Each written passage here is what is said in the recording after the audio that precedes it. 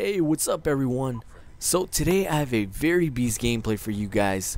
158 kills and only 3 deaths. Now this gameplay was sent in by Danny56, who's one of my subs, and this is the second out of the 4 gameplays that I promised that I'll feature, just to kind of give back to you guys and feature my subs on my channel. So what I want to go ahead and do in this gameplay is talk to you guys about what it takes to get 100 plus kill games.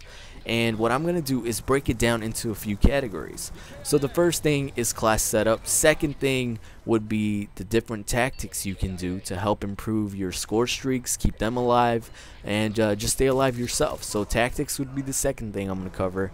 And the third thing is the score streaks that you guys should use to get 100 plus kill games. So let's get started. So the first thing I'll go ahead and actually talk about is tactics. Now what I mean by tactics is your playing style. In Call of Duty you have a certain playing style, but in order to achieve 100 plus kill games, your mentality kind of has to change. It has to go from offensive, always attacking the player, to defensive, where you try to focus on keeping yourself alive. And it's kind of opposite. When you think about someone scoring 100 plus kill games, you're like, well, this guy was definitely offensive. But the truth is, and I think if you ask any beast player, they're getting lots of kills, so technically they're, trying to play offense, but the truth is they're playing defensive the whole time. They're making sure that they don't die, and by keeping themselves alive, they get their high score streaks and they get these beast gameplays. So another tactic is, if I break it down into actual gameplay, what you guys want to do is be aware of what game mode you're playing. So for example, in hardpoint, you want to make sure where the hardpoints are at. Now this is something that I'm not even too good at, but if you are good at that, it helps out a lot. You can go in there, get your 200 points and get out. But even if you don't know where they're at, that's okay.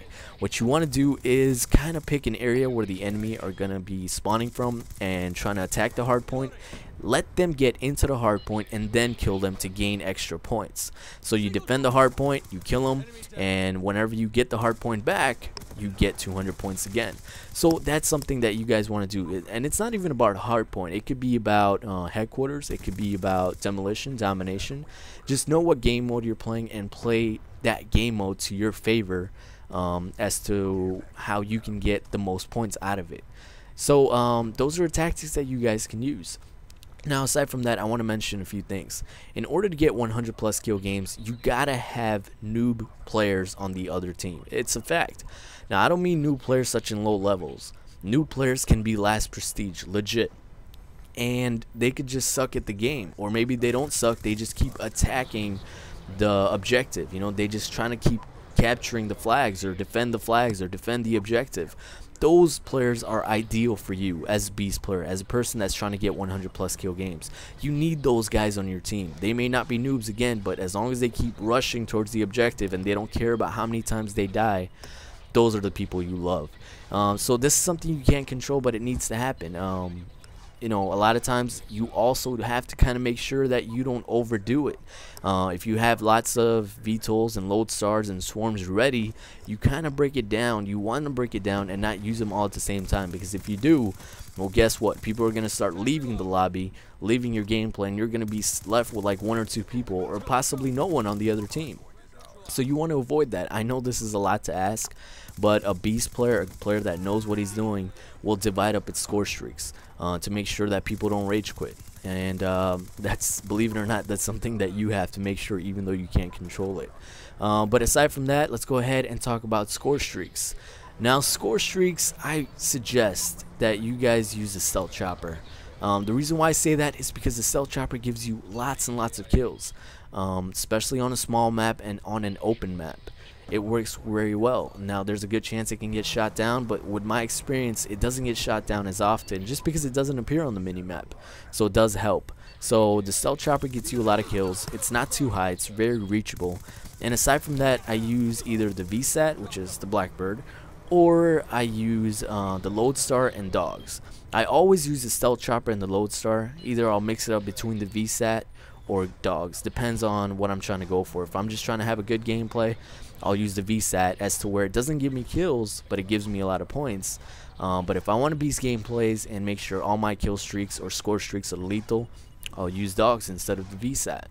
But you want to start making sure you can get those types of score streaks, those high score streaks, because it's very important to be able to achieve those in order to get your beast 100 plus kill games. It's going to be hard to get 100 plus kill games if you're still using the AGR, you know. So just try to make sure you can reach those score streaks.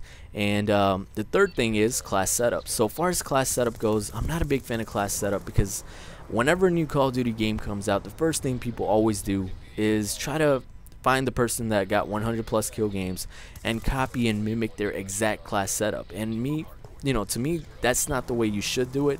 I think class setup is about your playing style. Your playing style has never changed since the first Call of Duty. I guarantee you that. Maybe just a slightly here and there because the game changes so much. But your playing style overall has been the same. Either you're a camper, either you're a person that rushes, snipes, noob tubes, whatever it is, uses the shotgun. Your playing style has been your playing style. So what you guys want to do, and this is what I do, is depend on trial and error.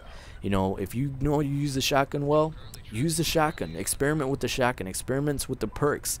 The perks are more about how you move in the game.